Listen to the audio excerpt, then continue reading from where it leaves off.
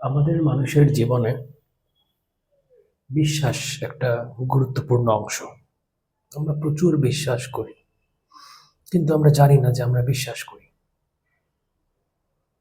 কারণ বিশ্বাস বলতেই আমরা বুঝি ধর্মের কথা, যে বিশ্বাস শুধুমাত্র ধর্মের সাথে সংশ্লিষ্ট। এটা আমাদের একটা ভুল ধারণা। প্রথমত আমরা বিশ্বাস করি যে আমরা মানুষ সৃষ্টির সেরা জীব, এটা আমাদের একটা বিশ্বাস।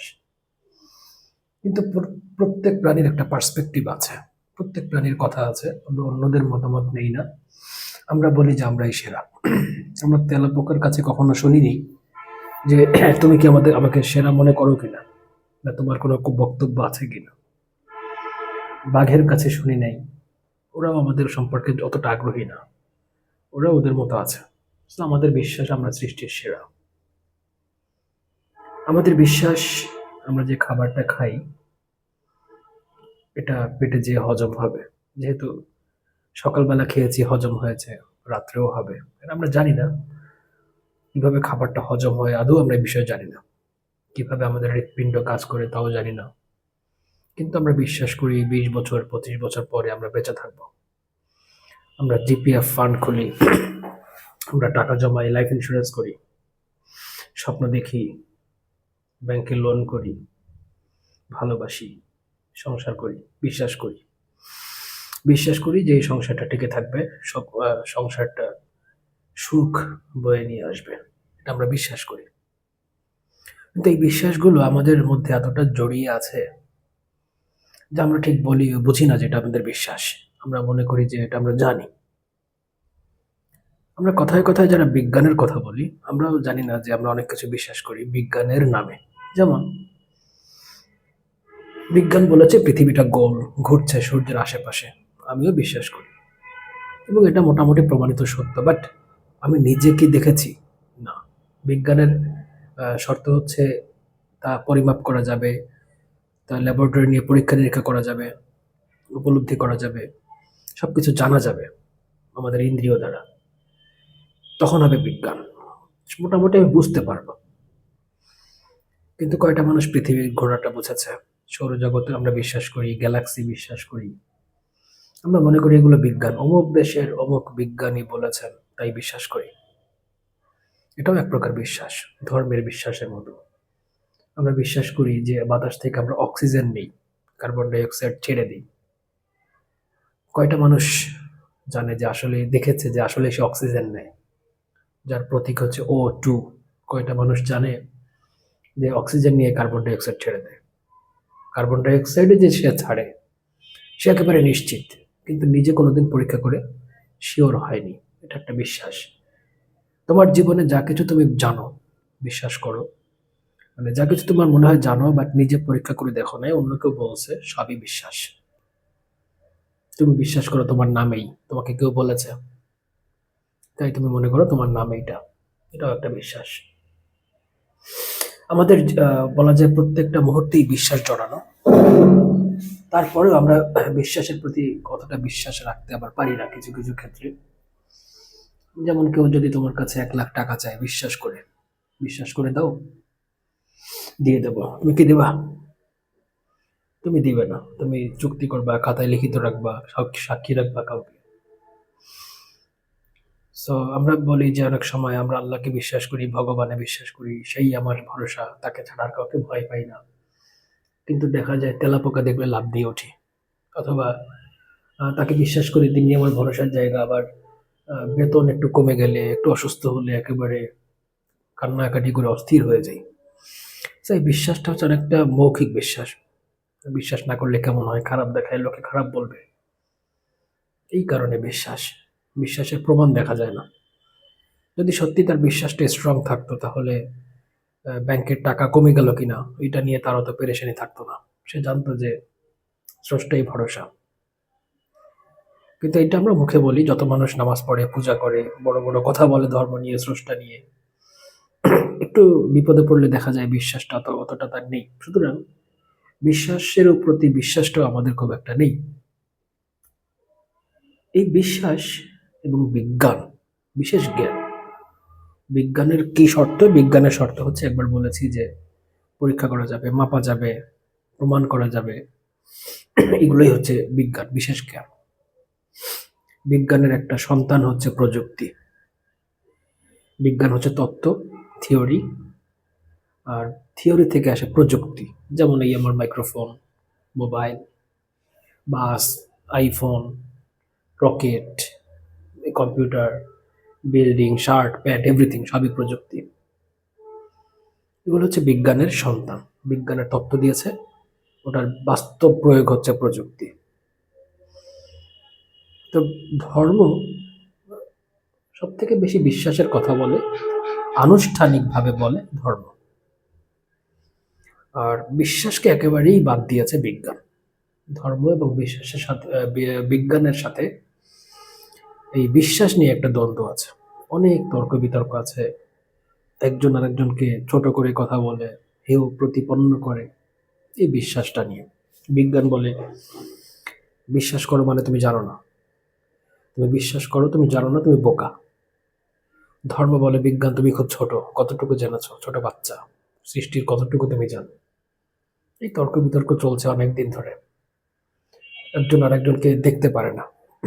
অনেক সময় সামাজিকভাবে আপোষ করে চলে, কিন্তু আসলে ভেতরে ভেতরে একটা দ্বন্দ্ব আছে। আসলে বিশ্বাস মানেই হচ্ছে ওখানে কোনো প্রমাণ নেই, প্রমাণ নেই মানেই হচ্ছে বিশ্বাস। যেখানেই প্রমাণ নাই, যেখানেই আর কিছু বোঝা যাচ্ছে না, সেখান থেকে বিশ্বাস এবং অবিশ্বাস হয়। আমি বিশ্বাস করব অথবা আমি অবিশ্বাস করব।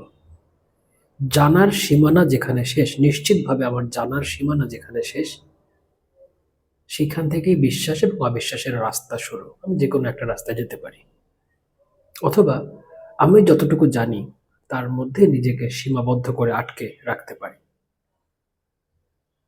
কিন্তু জানার সীমানার পরেই মূলত বিশ্বাস এবং অবিশ্বাস শুরু হয়।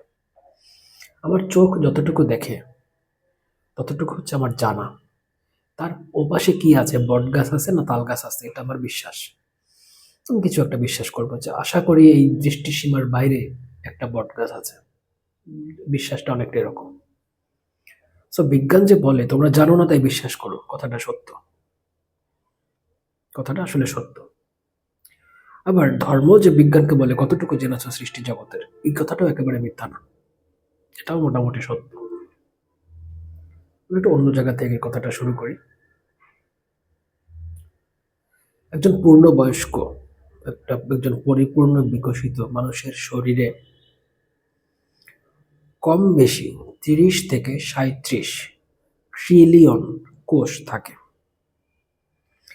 ১০ ১,০০০ মিলিয়ন, মানে ১০ লক্ষে হয় ১ মিলিয়ন, ১,০০০ মিলিয়নে ১ বিলিয়ন, ১,০০০ বিলিয়নে ১ ট্রিলিয়ন, এরকম প্রায় ৩০ থেকে ৩৭ ট্রিলিয়ন কোষ মানুষের শরীরে থাকে, নানা রকমের কোষ। এর মধ্যে জনন কোষ থাকে, পেশি কোষ থাকে, নানা রকম কোষ থাকে, নিউরন থাকে, কিন্তু মোটামুটি ৩০ ট্রিলিয়ন ধরা যায়। ৩০ ট্রিলিয়ন মানে হচ্ছে ৩০,০০০ বিলিয়ন। এটা আমাদের শরীরে আছে কম বেশি। যদি একজন নিরপেক্ষভাবে কেউ বিজ্ঞানের কথা বলে, এর একটা কোষকেও এখনো বিজ্ঞান পরিপূর্ণভাবে জানতে পারেনি। আমি বিজ্ঞানকে অত্যন্ত শ্রদ্ধা করি এবং বিজ্ঞান আমার জীবনের একটা আনন্দ। প্রতিদিন একটু একটু করে মহাবিশ্বকে জানছি, সৃষ্টি জগৎকে জানছি, আমাকে জানাচ্ছে, এটা একটা মজা, আনন্দ। কিন্তু বাস্তব কথা হচ্ছে এখনো বিজ্ঞান বা মানুষ, আমরা এখনো একটা মানুষের দেহের কোষকে পরিপূর্ণভাবে তার সবকিছু জানতে পারিনি। এমনকি একটা গাছের পাতা, তার যে একটা কোষ, এইটাকেও পরিপূর্ণভাবে এখনো জানা হয়নি। এবার সৃষ্টি জগৎ কতদূর, মানুষ একটু ভাবলেই বুঝতে পারবে যে আসলে আমরা কতটুকু জেনেছি। এবং মোটামুটি একজন মানুষের যত ডেটা আছে শরীরে, এই সব ডেটাকে সংরক্ষণ করার জন্য যত বড় ডেটা ফিল্ড দরকার, তত বড় ডেটা ফিল্ডও আমাদের এখনো নেই। তবে বিজ্ঞানের আমরা বিশেষ ভক্ত এ কারণে, আমি নিজেও ভক্ত এ কারণে যে বিজ্ঞান আমাদেরকে জীবনটাকে সহজ করেছে। এই যে আমি কথা বলছি, কথাটা রেকর্ড করছি, ভিডিও আকারে থাকছে, মনে হচ্ছে বাস্তব। এটা দেখা যাবে অনেক দিন, আমি নিজেই দেখব, নিজেই শুনবো কি বলেছে। যোগাযোগ ব্যবস্থা, আমরা চাঁদে যাচ্ছি, ইলন মাস্ক যেভাবে লাফালাফি শুরু করছে, সে মঙ্গলে যেয়েই ছাড়বে। এগুলো বিজ্ঞানের অবদান। বিজ্ঞান আমাদের জীবনে অনেক আনন্দ দিয়েছে, বিলাসিতা দিয়েছে। এজন্য বিজ্ঞানের আমরা খুব পছন্দ করি। তো যাই হোক, এই যে 30 ট্রিলিয়ন কোষ, এর মধ্যে সব থেকে কোষ কি পৃথিবীর ছোট? না, তাও না। ধরা যাক সব থেকে ছোট একটা হাইড্রোজেন পরমাণু, অ্যাটম, একটা ইলেকট্রন, একটা প্রোটন, নিউট্রন নেই। এই ইলেকট্রন কি সব থেকে বা প্রোটন কি সব থেকে ছোট? না। প্রোটনের থেকে প্রোটন গঠিত হয়, প্রোটন বা নিউট্রন এইটা গঠিত হয় আরেকটা জিনিস দিয়ে, যেটাকে এখন পর্যন্ত মানুষ প্রযুক্তির মাধ্যমে এখন পর্যন্ত মনে করছে এটাই সব থেকে ছোট। তবে এটা মানুষের ক্ষমতা একটু গেছে গেছে অতটা ছোট দেখার মতো অবস্থায় গিয়েছে। এটাই সব থেকে ছোট তা বলা যাবে না। এখন পর্যন্ত আমরা এটা জানি, সেটা হচ্ছে কোয়ার্কস, লেপটন। কোয়ার্কস এত ছোট যে অনেক বিজ্ঞানীর ধারণা যে হয়তো এর কোনো আসলে আকারই নেই, এটা মাপা সম্ভব না। এখন পর্যন্ত বিজ্ঞান এইটুকু গিয়েছে। এই কোয়ার্কস থেকে হয় প্রোটন এবং নিউট্রন। প্রোটন, নিউট্রন, ইলেকট্রনকে ঘিরে থাকে, একটা নিউক্লিয়াস গঠিত হয়। খুবই ছোট, ইলেকট্রন মাইক্রোস্কোপ দিয়েও খুব কষ্ট করে দেখতে হয়। এখন এই পরমাণু লেভেলে কিছু অণুজীব আছে, কিছু প্রাণী আছে যারা পরমাণু লেভেলের, এরকম ইলেকট্রন মাইক্রোস্কোপ দিয়ে দেখা যায়। যেমন অ্যামিবা, এককোষী, একটা মাত্র কোষ। ওর প্রেক্ষাপটে পৃথিবী আর আমার প্রেক্ষাপটে পৃথিবী, ও যদি একটা কাগজে লেখে পৃথিবী সম্পর্কে কিছু লেখো, আমিও যদি লিখি, দুইটা লেখা কিন্তু আদৌ এক হবে না। ও হয়তো জানেই না আমার সম্পর্কে, কারণ একটা অ্যামিবার চোখ নেই। ওর ওর ওর যতটুকু অ্যাবিলিটি আছে বোঝার, তা থেকে মানুষকেও দেখতেই পারবে না। যদি চোখও থাকতো দেখতে পারতো না। ওর ছোট চোখে এত বড় মানুষকেও দেখতে পারতো না। ও জানেই না যে মানুষ নামে কেউ আছে। পৃথিবীতে অনেক প্রাণী আছে যারা মানুষ সম্পর্কে জানেই না। তো এই যে আমার কাছে মনে হচ্ছে যে সূর্যটা অনেক দূরে। আমরা খুব গর্ব করি যে আমরা চাঁদে গিয়েছি। এখন আসলে এই শূন্য জায়গাটা, মহাকাশের যে এত শূন্য জায়গা, এই শূন্য জায়গাটা আসলে কি, কিভাবে হলো? এটা আমার প্রেক্ষাপটে শূন্য, সবার প্রেক্ষাপটে কি শূন্য? একটা মজার জিনিস বলি, যে কোনো একটা সলিড বস্তু হতে পারে একটা পাথর, এটা আমার জন্য সলিড, কিন্তু কিছু কিছু প্রাণীর জন্য এই পাথরটা হচ্ছে একটা ফাঁকা বায়বীয় জিনিস বা শূন্য জায়গা। ও জানেই না যে ও একটা সলিড বস্তুর মধ্যে আছে। এটা আমার প্রেক্ষাপটে সলিড কিরকম? আমার কাছে যেমন সূর্যের দূরত্বটা বিশাল, চাঁদের দূরত্বটা বিশাল, অনেক দূর।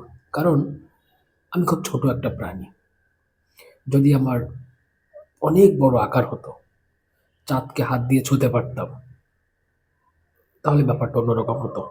এই জগতের ব্যাখ্যাটা আমি অন্যরকম ভাবে করতাম। আবার ওই ছোট্ট পরমাণু লেভেলে, অতি পরমাণু লেভেলে, সাব অ্যাটমিক লেভেলে যে জীবগুলো আছে, যে প্রাণীগুলো আছে, তাদের কাছে একটা ইলেকট্রন থেকে আর একটা ইলেকট্রনের দূরত্ব আমাদের কাছে যেরকম মহাশূন্য, ওদের কাছে তাই। মানে যে কোনো একটা পরমাণু, এই যে কোনো একটা পরমাণু, তার মধ্যে যে ইলেকট্রনগুলো আছে, একটা ইলেকট্রনের সঙ্গে আর একটা ইলেকট্রনের দূরত্ব আছে, এবং এদের মধ্যে একটা সেন্টার পয়েন্টও আছে। ঠিক আমাদের অনেকটা গ্রহ নক্ষত্রের মতো, এই সৌরজগতের মতো। তো ওদের ওই কোনো ইলেকট্রনের মধ্যে যদি কোনো প্রাণ থাকে, তার কাছে ওই ইলেকট্রন থেকে আর একটা ইলেকট্রন মনে হবে একটা মহাকাশ দূরত্ব। ফর এক্সাম্পল, কথার কথা, যে দূরত্বটা আসলে এতই বেশি। আমার চোখে যেটা একটা সলিড পাথর, কিন্তু ওর পরমাণু লেভেলে গেলে দেখা যায় একটা শূন্যস্থান। প্রত্যেকটা পরমাণুর মধ্যে অনেক ফাঁকা জায়গা, প্রত্যেকটা ইলেকট্রনের মধ্যে অসংখ্য ফাঁকা জায়গা। ধরা যাক ওই ইলেকট্রনের মধ্যে কেউ, প্রোটনের মধ্যে কেউ কোনো জীবন আছে সাবঅ্যাটমিক লেভেলে। ও কিন্তু মনে করছে ওইটাই পৃথিবী। ও কিন্তু জানেই না যে আমরা কোটা নিয়ে আন্দোলন করছি, কারণ ও সাবঅ্যাটমিক লেভেলে এত বড় জগৎ সম্পর্কে ওর ধারণা নেই। আমাদের জগৎ সম্পর্কে কোনো গল্প যদি ওর কাছে কেউ বলে যে এরকম একটা জগৎ আছে, মানুষ আছে, তারা অনেক বড়, তোমার থেকে কয়েক ট্রিলিয়ন গুণ বড়, তারা এরকম খায়, তারা বিয়ে করে, তারা মারামারি করে, ওকে ওর কাছে কিন্তু গল্প মনে হবে, মানে হাস্যকর মনে হবে। আমরা যেমন দেব দেবতার গল্প শুনে হাসাহাসি করি, যে কি সব ফালতু গল্প, উদ্ভট গল্প। তো সবই প্রেক্ষাপট। ওর প্রেক্ষাপটে যেটা সত্য এবং ওর যে আকৃতি, ওর যে বুদ্ধি, যতটুকু বুদ্ধিও রাখে, ক্যাপাবিলিটি রাখে, ও তার বেশিও বুঝতে পারবে না, সম্ভব না। আমরা মানুষ মোটামুটি অহংকারী, আমরা মনে করি যে আমরা সবকিছু বুঝি, সবকিছু বুঝবো, আমরা নিজেদেরকে আদর্শ মনে করি। আমাদের যে অবজারভেবল ইউনিভার্স করা হয়েছে, যে ডায়ামিটার, মানে এক পাশ থেকে আরেক পাশের দূরত্ব হচ্ছে প্রায় 93 বিলিয়ন লাইট ইয়ার্স অ্যাওয়ে, মানে এক পাশ থেকে আরেক পাশে যেতে 93 বিলিয়ন বছর আলোকে চলতে হবে, তারপরও পৌঁছাতে পারবে না, কারণ মহাবিশ্ব ক্রমশ প্রসারিত হচ্ছে। তো আলো যেতে যেতে ওটা আলোর থেকেও দূরে চলে যাবে। এখন এই যে অবজারভেবল ইউনিভার্স, এর সেন্টারে কি আছে জানো? এর সেন্টারে আছে আমরা, পৃথিবী। আমরাই না আমাদেরকে সেন্টার বানিয়েছি। একটা হচ্ছে আমরা, এছাড়া আমাদের উপায় নেই, কারণ আমাদের যন্ত্রপাতিগুলো তো পৃথিবীতে, সুতরাং এখানেই যন্ত্রটা বসাতে হবে।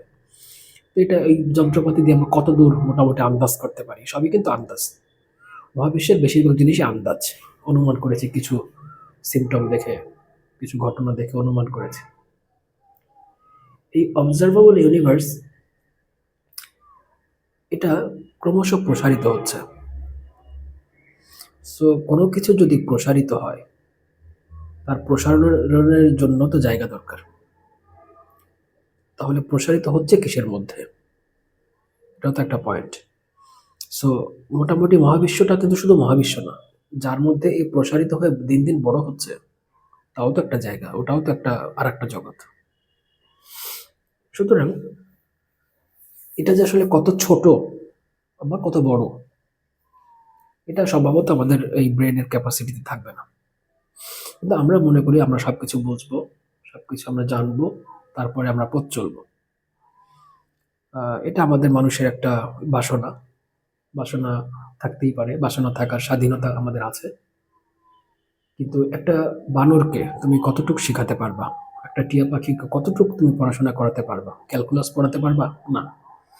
সর্বোচ্চ তোমার কথা নকল করা শেখাতে পারো, ম্যাথমেটিক্স করতে পারবে না। সো মানুষেরও একটা ক্যাপাসিটি আছে, বোঝার ক্যাপাসিটি। সে একটা নির্দিষ্ট সীমা পর্যন্ত বুঝবে, তারপর সে হয়তো আর বুঝবে না, তার ক্যাপাসিটিটা হয়তো নাই। কিন্তু মানুষ, বিজ্ঞান বলে যে আমরা সবকিছু বুঝবো, না বুঝে আমরা কোনো কিছু বিশ্বাস করবো না। এটা হচ্ছে বিজ্ঞানের রুল। ওকে, তার রুল তার কাছে থাকবে।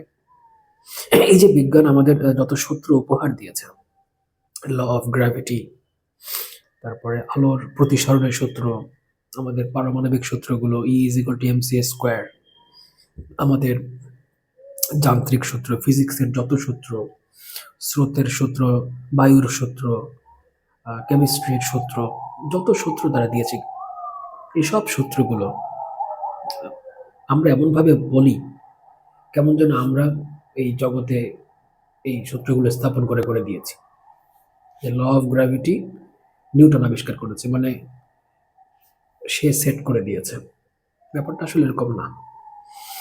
ব্যাপারটা হচ্ছে এই যে যত জটিল সূত্র, রকেটের সূত্র, রকেট সায়েন্স, জেনেটিক্স, এরোডাইনামিক্স, যত রকম সূত্র আছে, অ্যালজেব্রা, তারপরে এই যে কম্পিউটারের ব্যাপার স্যাপারগুলো, এই সব সূত্রগুলো প্রকৃতিতে আগে থেকেই ছিল। নিউটন সাহেব কিছু বের করেছেন, আইনস্টাইন সাহেব কিছু বের করেছেন, ইলন মাস্ক কিছু বের করেছেন, এই আর কি বের করতে পেরেছেন। তারা নিঃসন্দেহে ট্যালেন্ট। আমাদের মতো অ্যাভারেজ মানুষের থেকে তারা অনেক মেধাবী, তাদের ব্রেনটা অনেক অ্যাক্টিভ, তারা অনেক সূক্ষ্মদর্শী। কিন্তু সূক্ষ্মদর্শিতারও একটা সীমা আছে। একটা পর্যায়ে যে ভবিষ্যৎ নিয়ে আসলে কথা বলা যায় না, কারণ যখন আজ থেকে 200 বছর আগে যদি কোনো মানুষকে বলা হতো যে একটা 1000 টনের একটা লোহার বা অ্যালুমিনিয়ামের একটা যন্ত্র আকাশে উড়ে বেড়াবে, সাগর মহাসাগর অতিক্রম করে অন্য দেশে চলে যাবে, এটা সে বিশ্বাস করতো না। আর এখন আমরা তো দেখছি হরহামেশা প্লেন চলছে। আজ থেকে বেশি না, ২০-২৫ বছর আগে যদি কাউকে বলা হতো আমরা স্মার্টফোন থাকবে, আমরা দেখে, দেখে কথা বলব, ভিডিও করা যাবে, ক্যামেরা থাকবে, ইন্টারনেট ব্রাউজ করা যাবে, কম্পিউটারের থেকেও অ্যাক্টিভ হবে, সে ফালতু বলত। সে বিশ্বাস করত না। কিন্তু আজকে এটা মানে সবার পকেটে, পকেটে থাকে। সবার পকেটে থাকে। আমরা একসময় জোকস করতাম যে আমরা সবার কাছে, কাছে ফোন থাকবে। আমরা রিক্শাওয়ালাকে ফোন দেব। ফোন দিয়ে বলব, "আসো।" জোকস করতাম। মানে এটা কখনো সম্ভব না। কিন্তু সেটা কিন্তু এখন আসলে বাস্তব। সুতরাং আজকে আমরা যেটাকে বলি সম্ভব না, কালকে দেখা যায় সেটা একেবারে সাধারণ একটা ঘটনা হয়ে গেছে। সুতরাং আমি বলব না যে কতদূর পারবে। তবে আমার দেখা মতে, আমার বোঝা মতে, আমার এই ছোট্ট মানুষ, আমার ব্রেইন তো MIT এর মতো না, ম্যাসাচুসেটস ইনস্টিটিউট অফ টেকনোলজি, তার অধ্যাপকের মতো না। আমার মতো নির্বোধের মনে হয় যে সবকিছুর একটা সীমা আছে, মানুষেরও একটা সীমা আছে। একটা নির্দিষ্ট জায়গায় যাওয়ার পরে হয়তো সে বুঝবে না, হয়তো সে তার জীবনের আয়ুতে পারবে না, অথবা তার ব্রেন ক্যাপাসিটি অতটা নেই। কিন্তু আমার ক্যাপাসিটি নেই, এই কথাটা বলতে মানুষ লজ্জা পায়। সে বলে, না আমি খুঁজে দেখবো। ওকে, ফাইন, ভেরি গুড। কিন্তু ধর্মের ব্যাপারটা হচ্ছে সম্পূর্ণ আলাদা। ধর্ম মানুষ বিশ্বাস করুক বা না করুক, সেটা তার স্বাধীনতা। কিন্তু ধর্মের আইডিয়া হচ্ছে সমস্ত সৃষ্টি জগতের মালিক হচ্ছে এর প্রধান ঈশ্বর, আল্লাহ, ভগবান, যে যেভাবে ডাকে। এই সবকিছু সৃষ্টির করছেন তিনি, সমস্ত লজিক, সমস্ত রুলস রেগুলেশন। সূর্যকে ঘোরাচ্ছেন তিনি, এই ল অফ গ্র্যাভিটি তার, আলোর প্রতিসরণের সূত্র তার, আলো সেকেন্ডে ৩ লক্ষ কিলোমিটার যাবে, এটা তার, সবই তার। এবং এই টোটাল মহাবিশ্ব যত বড়, তার থেকেও তিনি ব্যাপ্ত, এবং সবকিছু তার জ্ঞানের মধ্যে। তো যখন মানুষের জন্য কোনো ডিরেকশন ধর্ম দেয়, আমি ধর্ম প্রচারক না, আমি শুধু ব্যাখ্যা করছি জিনিসটা আসলে সমস্যাটা কোথায়। তো ধর্মের ভাষ্য মতে যিনি মহাবিশ্বের পালনকর্তা, স্রষ্টা, তিনি, যিনি মেকানিক, মূল মেকানিক যিনি, তিনি নির্দেশনা দিয়েছেন। সকল জ্ঞানের যারা তার কাছে আছে সে এইটা বলছে।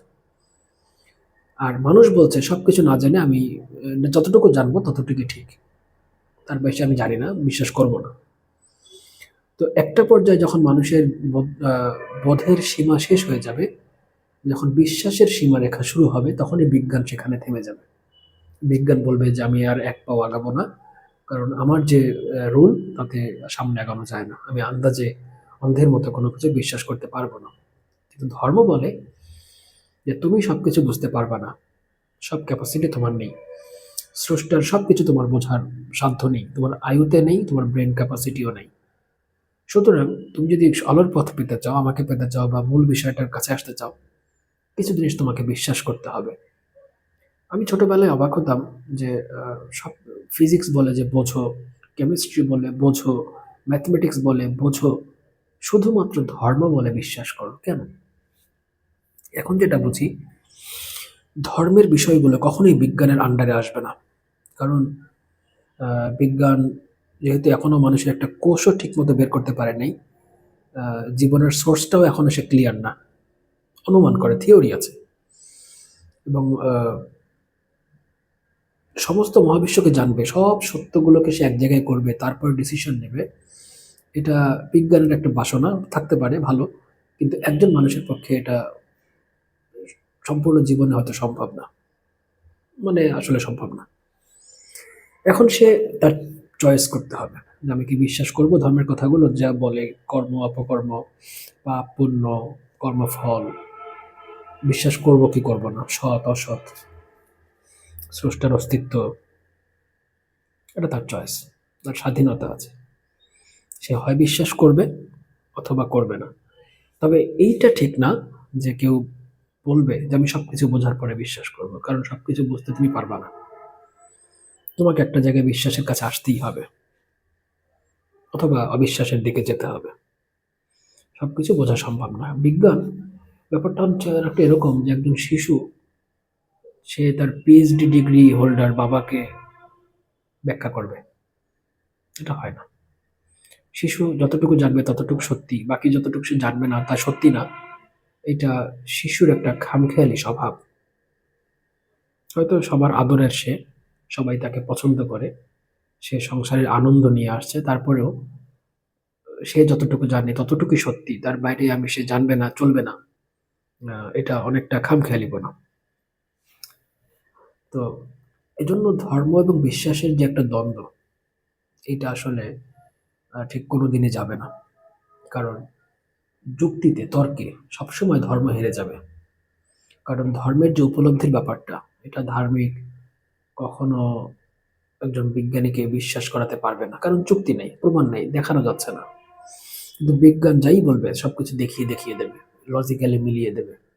এটা বিজ্ঞানের একটা ক্ষমতা। এটা বিজ্ঞান করতে পারে। তাই আপাত দৃষ্টিতে তর্কে, যুক্তিতর্কে ধর্ম চুপ হয়ে যাবে একটা জায়গায়, অথবা বলবে যে বিশ্বাস করো, এটা তুমি বিশ্বাস করো। তো এইখানে আহ, মানুষের শরীরে,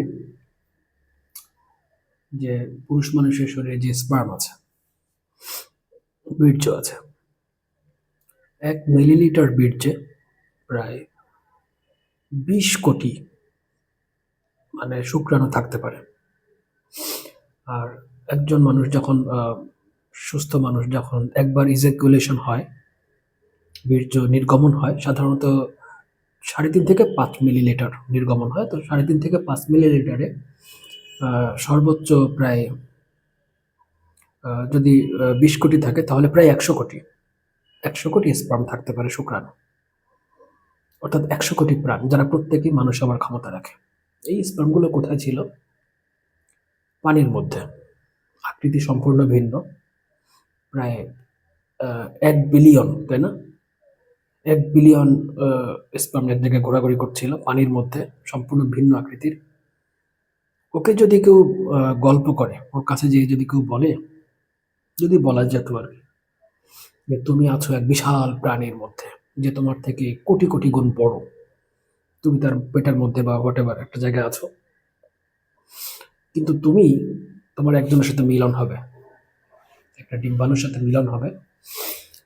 যখনই মিলন হবে, তুমি আস্তে আস্তে প্রাণ হয়ে উঠবা, তুমি একটা দেহ পাবা, তোমার সম্পূর্ণ আকৃতি পাল্টে যাবে। তুমি একসময় পানিতে থাকবা না, তুমি বাতাসে চলে যাবা, বরং পানিতে ডুব দিলে তুমি মারা যাবা।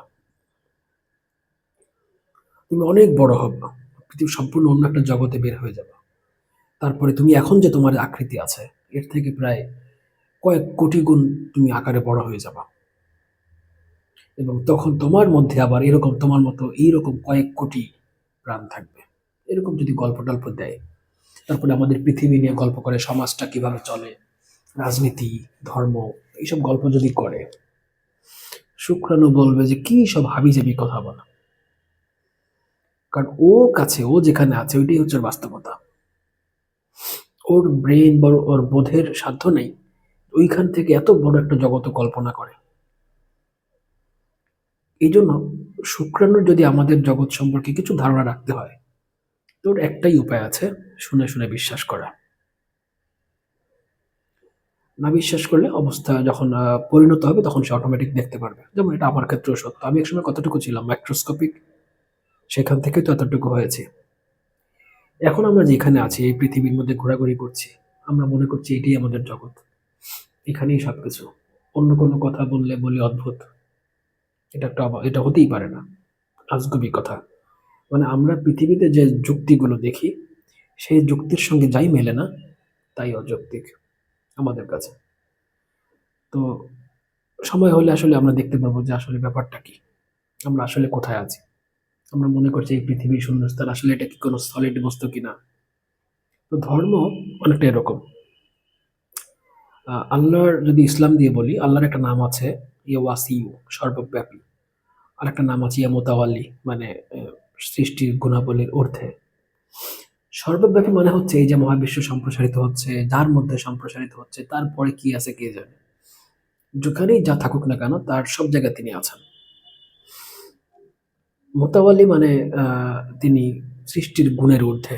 সৃষ্টি যেমন নানা রকম নিয়মে বাঁধা, জন্ম মৃত্যুর নিয়মে বাঁধা, গ্র্যাভিটির নিয়মে বাঁধা, আলোর অন্ধকারের নিয়মে বাঁধা, ঘুরতে হবে নির্দিষ্ট জায়গায় এই নিয়মে বাঁধা। কিন্তু স্রষ্টা এরকম বাঁধা না। কৃষ্ণ যখন অর্জুনকে বিশ্বরূপ দেখিয়েছিলেন, অর্জুন তা পরে আর বর্ণনা করতে পারেন নাই ঠিক মতো। দেখ, বর্ণনা করা সম্ভব না, কারণ সৃষ্টি এবং স্রষ্টা ব্যাপারটা সম্পূর্ণ আলাদা। আমরা সৃষ্টি একটা নির্দিষ্ট নিয়মের মধ্যে নির্দিষ্ট ব্রেইন ক্যাপাসিটি নিয়ে চিন্তা করি। সমস্ত জগতের বাইরে যে আছে, বা সমস্ত জগৎ যার মধ্যে পরিব্যাপ্ত, তার ব্যাপারটা আবার আলাদা। আমি মোটেই ধর্মীয় লেকচার দিচ্ছি না, আমি শুধু বলতে চাচ্ছি ধর্ম এবং বিজ্ঞানের সমস্যাটা কোথায়। বিজ্ঞান যতটুকু দেখবে, প্রমাণ করতে পারবে, ততটুকুই তার, সে ওইখান থেকে কথা বলে। স্রষ্টা যখন ধর্মের মাধ্যমে কথা বলে, যে বিশ্বাস করে, যদি বিশ্বাস করো, স্রষ্টা কথা বলে সকল সৃষ্টি জগৎ জেনে, তার জ্ঞানের মধ্যে নিয়ে, তার সকল নিয়মকে তিনি জানেন, সেই নিয়মকে জানার পরে তিনি নির্দেশনাটা দেন, তার ব্যাপারটা আলাদা। তো একটা হচ্ছে খুব ক্ষুদ্র বিজ্ঞান, ছোট্ট জায়গার ছোট্ট ছোট্ট ছোট্ট করে আমাদের আগানো। আমরা এখনো ডায়াবেটিসের চিকিৎসা করতে পারি না, এখন আমরা অনেক কিছুরই সমস্যায় পড়ি, মানুষের জীবনের পেরেশানি আমরা এখনো ঠিক সমস্যার সমাধান করতে পারি না। কিন্তু স্রষ্টা যেখান থেকে ধর্মীয় বাণীগুলো আসে, নির্দেশনাগুলো আসে, এই যে শাস্ত্র, শাস্ত্রের কথা শুনলে আমরা একটু রেগে যাই। ধরো রবীন্দ্রনাথ ঠাকুর 1900 সালের প্রথম দিকে যত জোরে চেঁচাক, 2025 সালে কিন্তু আমার কানে তা আসবে না। তাকে কি করতে হবে, তার চিন্তাটা, শোনার তৈরি একটা চিন্তা আসছে, লিখে রাখতে হবে, তখন সেটা আমার কাছে আসবে, তখন আমি বলবো একটা শাস্ত্র। ধর্মের ব্যাপারটাও তাই, অনেক অনেক নির্দেশনা পেয়েছেন, কিভাবে আমার কাছে পৌঁছাবে ওটা?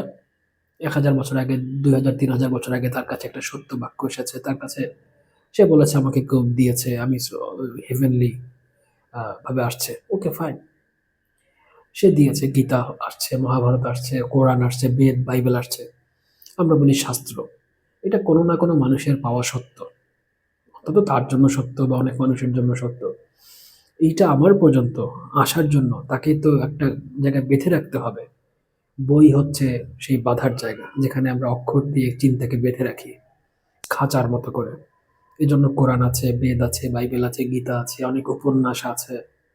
আমরা শাস্ত্র বলতেই অজ্ঞান হয়ে পড়ি। এমন না যে আমরা শাস্ত্রের থেকে বেশি বুঝে ফেলেছি, শুধুমাত্র আমাদের একটা ধারণা আছে, ধর বই খাতা কি পড়বো, মূলত আমরা পড়তে পারি না, পড়তে চাই না। আমরা মনে করি আমি সেরা, আমি যেটা ভাবি মনে মনে এটাই ঠিক আছে, কি বই খাতা পড়বো, এটা একটা ভাব। মানে যে অনেক জেনে ফেলেছি তাও না, একটা ভাব, যাই সব পড়ি টড়ি না, আমার নিজের মনের থেকে যা আসে এটাই বেস্ট। ওকে ফাইন, অহংকার করার স্বাধীনতা মানুষের আছে। তো মূল বিষয়টা হচ্ছে যে ধর্মের সাথে বিজ্ঞানের যে একটা, অনেকে একটু ধর্মকে বিজ্ঞান দিয়ে ব্যাখ্যা করতে চায়, বিজ্ঞানকে ধর্ম দিয়ে ব্যাখ্যা করতে চায়। মরিস বুকাইলি সাহেব করেছেন। অনেক সময় বিজ্ঞানের কোনো থিওরি ধর্মের সাথে মিলে গেলে বিগ ব্যাং, ওখানেও বলেছে এরকম, এখানেও বলেছে এরকম, খুব খুশি। এরকম টুকরোটাকা কিছু খুশি বলে কিছু মানুষ একটু আনন্দ পায় যে মিলে গেছে, কিন্তু এটা আসলে পূর্ণতা কোনোদিনই পাবে না। কারণ বিজ্ঞান এবং ধর্মের উৎস সম্পূর্ণ দুইটা জায়গা। যদি ধর্ম ঠিক হয়, স্রষ্টা ঠিক হয়, তার উৎস হচ্ছে সবকিছুর বাইরে, সবকিছুর ঊর্ধ্বে, এটা বিশাল জ্ঞান থেকে আসা, যদি সত্য হয়, যে যে মানে তার জন্য। আর বিজ্ঞান হচ্ছে যতটুকু সে জেনেছে, যতটুকু এখন পর্যন্ত সে বুঝতে পেরেছে, বেশ ওই তুলনায় বেশ ছোট। তবে বিজ্ঞানের আমাদের জীবন অবদান বেশ, একদম সরাসরি অবদান, প্রত্যেকটা মুহূর্তে অবদান আছে। স্রষ্টার অবদানও আছে, কিন্তু স্রষ্টার অবদানটা আমরা অতটা খেয়াল করি না, যেমন নিঃশ্বাস খেয়াল করি না, আমাদের অস্তিত্বটা আমরা খেয়াল করে দেখি না। সারাদিন কি খাবো, কি খাবো, কি ঘুরবো, কি কারে বিয়ে করবো, কোন মেয়ের কাছে যাওয়া যায়, এইসব দুশ্চিন্তা দিয়ে জীবন শেষ। স্রষ্টাকে খেয়াল করতে গেলে এত দুশ্চিন্তা থাকলে হয় না, একটু মনোযোগ দেওয়ার বিষয় আছে। তাই বিশ্বাস যে করবা করবা, যে করবা না করবা না, তবে এইটা আশা করো না যে সব কিছু বুঝবা, সব কিছু বুঝতে পারবে, তারপরে তুমি বিশ্বাস করবে, এরকম না। আর স্রষ্টার একটা নাম আছে, সে অমুখাপেক্ষী। তোমার বা আমার বিশ্বাসে বা অবিশ্বাসে তার কিছু একটা আসা যায় না।